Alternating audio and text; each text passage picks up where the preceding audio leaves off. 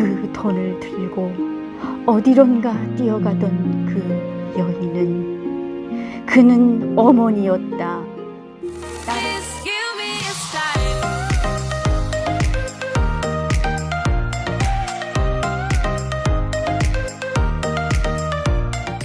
시청자 여러분 안녕하십니까? 오늘은 고난의 행군 시절에 너무 먹고 살기 어려워서 자기 딸을 팔 수밖에 없었던 한 여인에 대한 이야기를 시작해 보도록 하겠습니다. 이 여인에 대한 이야기를 어떤 탈북민이 수기로 썼는데요. 그 수기를 바탕으로 김일성 종합대학 출신인 장진성 씨가 시로 만들어냈습니다. 그러면 먼저 장진성 씨가 쓴 내 딸을 100원에 팝니다 라는 시를 읊어보면서 고난 행군 시절에 있었던 이야기를 해보도록 하겠습니다. 제목은 내 딸을 100원에 팝니다 였습니다. 그는 초췌했다. 내 딸을 100원에 팝니다. 그 종이를 목에 건 채 어린 딸 옆에 세운 채 시장에 서 있던 그 여인은 그는 벙어리였다. 팔리는 딸애와 팔고 있는 모성을 보며 사람들이 던지는 저주에도 땅바닥만 내려보던 이 여인은 그는 눈물도 없었다. 제 엄마가 죽을 병에 걸렸다고 고함치며 울음 덧치며 딸애가 치모폭에 안길 때도 입술만 바르르 떨고 있던 그 여인은 그는 감사할 줄도 몰랐다. 당신 딸이 아니라 모성애를 산다며 한 군인이 100원을 쥐어주자 그 돈을 들고 어디론가 뛰어가던 그 여인은 그는 어머니였다. 딸을 판 100원으로 밀가루빵 사들고 어둥지둥 달려와 이별하는 딸의 입술에 넣어주며 용서해라 하며 통곡치던 그 여인은 이렇게 시에도 나왔지만 이 여인은 딸을 팔 수밖에 없었던 이유가 벙어리였다라고 합니다. 사실 말만 할 줄 알았으면 어디 가서 빌어라도 먹었을 텐데 빌어 먹을 수 있는 능력조차도 안 되니까 더 이상 자기가 이 딸을 품고 있으면 딸마저 굶어 죽을 것 같으니까 딸을 100원에 팝니다 라는 이렇게 앞에 간판을 써붙이고 결국엔 그 딸을 100원에 팔아서 그 100원으로 엄마로서 마지막으로 딸에게 해줄 수 있는 빵을 사줘가지고 입술에 넣어줬다라는 이야기인데요. 사실 고난의 행군 시절에 정말 많은 여인들과 노약자들, 아이들이 제일 많이 굶어 죽었습니다. 지금도 저희 매장에 찾아오시는 우리 한국 국민들은 손님들 중에 진짜 고난의 행군 시절에 진짜 굶어 죽은 시체가 있었느냐, 진짜 봤냐 라고 굉장히 많은 질문을 주시는데요. 정말 많았습니다. 여러분들이 상상할 수 없을 만큼 정말 많았습니다.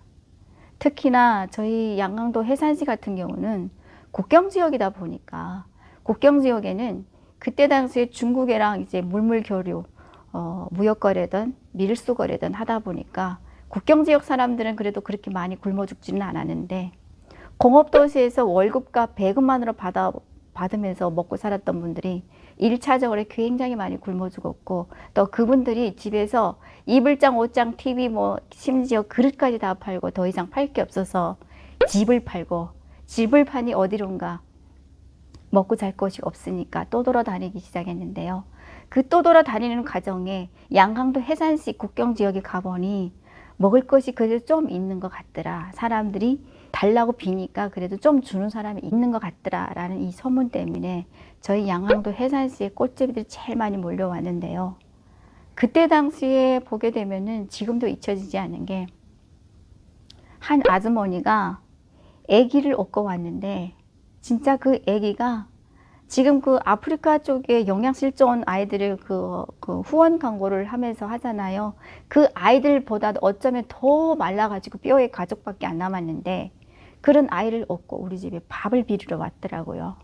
그러니까 그 아주머니들은 자식을 먹이기 위해서 아무 집이나 이제 문을 두드리면서 밥 좀 주십시오, 밥 좀 주십시오 하는데 저희 국경 지역에는 그런 일들을 번번이 너무 많이 겪다 보니까 처음에는 밥을 빌면은 이제 계속 밥을 주고 했었는데 사실 국경 지역 사람들이라고 해서 그렇게 막 누구나 할 것 없이 다 넉넉히 사는 형편은 아니었거든요. 누군가에게 주면 우리 식구를 굶어야 될 수도 있는데 그런 상황에서 애기 엄마들한테만큼만 줬습니다. 저희들도 줬는데 지금도 잊혀지지 않는 게 그 애기 엄마가 애기를 얻고 왔는데 애기가 몇 살 됐습니까? 라고 물어보니까 3살이에요. 3살이래요. 3살인데 애기는 말도 못하고 영양실조 때문에 이제 말도 못하고 발달력도 늦어져가지고 말도 못하고 애기가 말이 3살이지 6개월도 안 된 아이처럼 보였어요. 그래서 그때 당시에 너무 불쌍해서 저희 또 집에서 몇 번 이제 밥을 주기도 했었는데 그 여인이 그렇게 빌어먹으면서 계속 우리 그 양강도 해산시 지역을 돌고 돌다가 어느 날 갑자기 강바닥에 사람들이 굉장히 많이 모여 있어서 그래서 저도 이제 그 뭔가 싶어서 이제 거기를 갔더니 그 여인이 애를 이렇게 꼭 품에 안고 세상을 떠났더라고요. 시체로 남아 있었던 거죠. 그래서 그때 당시에 저 여자가 일주일 전까지만 해도 우리 동네에 와서 밥을 빌어서 나도 줬었는데 왜 갑자기 죽었나 라고 하면서 저도 그때 당시에 마음이 정말 울컥했었는데 그 여인뿐만 아니라 정말 많은 사람들이 굶어 죽었습니다. 엊그제만 해도 이렇게 밥을 빌면서 돌아다니던 또 여성들이 다음날 되면은 집 문을 열고 나오면 시체로 집 문 앞에 이렇게 누워있던 그런 적도, 그런 광경도 봤었고 했었는데 저는 그렇게 영양실조 얼만큼이나 굶은 적은 없지만 이 영양실조 오게 되면 일단 못 먹게 되면 한두 달 정도 못 먹게 되면 물만 먹고 이제 영양 섭취를 못 하게 되면 살이 먼저 쫙 빠집니다. 살이 먼저 쫙 빠지기 시작하면 이제 뼈에다 가죽만 남는 거예요. 거의 그 정도로 이렇게 빠지고 살이 빠지기 시작하면 그 다음에 오는 2차 영양실조는 부종이 옵니다. 온몸이. 그렇게 팅팅 붓더라고요. 근데 그때 당시에 그 부어서 돌아다니는 여성들을 보게 되면 너무 많이 부어가지고 발도 이렇게 너무 많이 부어가지고 걷지를 못하더라고요.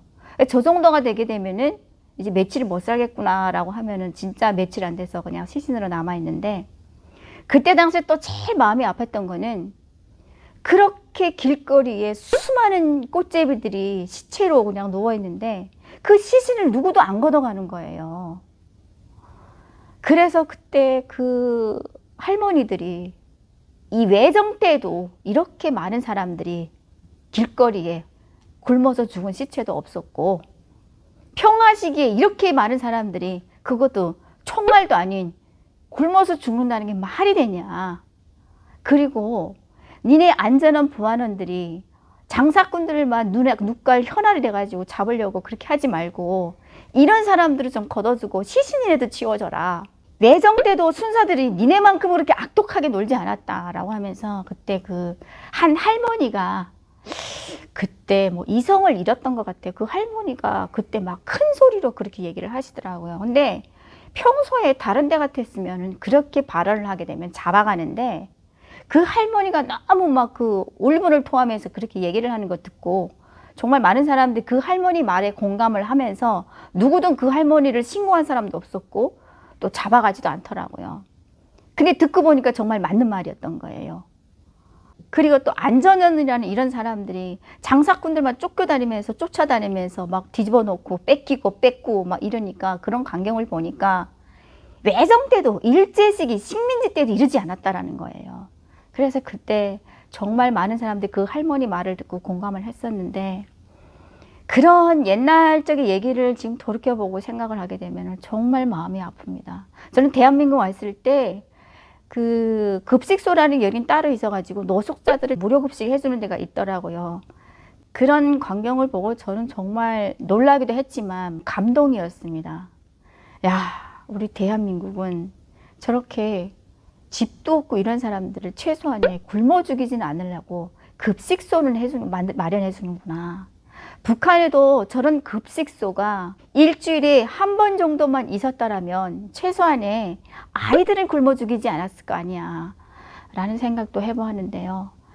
그때 권한행군 시절에 정말 많은 사람들이 굶어 죽고 또 겨울에는 또 얼어 죽기도 했습니다. 권한행군 시절에 300만 명 되는 아사자가 났다라고 하는데요. 어떤 사람들은 300만 명이 어떻게나 그렇게 많이 났냐, 말도 안 돼 라고 하시는 분들도 또 계시더라고요. 근데 제가 봤을 때는 그 이상이면 이상이지 적은 숫자는 아니었습니다. 우리 압록강, 양강도 해산시 압록강 같은 경우는 국경 지역이고 또 강가에서 또 씻고 또 거기서 이렇게 불을 떼가지고 자그마한 양재기 그릇에다가 냄비에다가 불을 떼가지고 죽이라도 끓여 먹을 수 있기 때문에 강바닥에 내려가면 꽃제비들이 정말 그게 삶이 터전이었습니다. 정말 많은 사람들이 낮에는 불을 떼서 밥 먹고 밤에는 그 텐트처럼 비닐 천막을 지어가지고 그 안에 들어가 자고.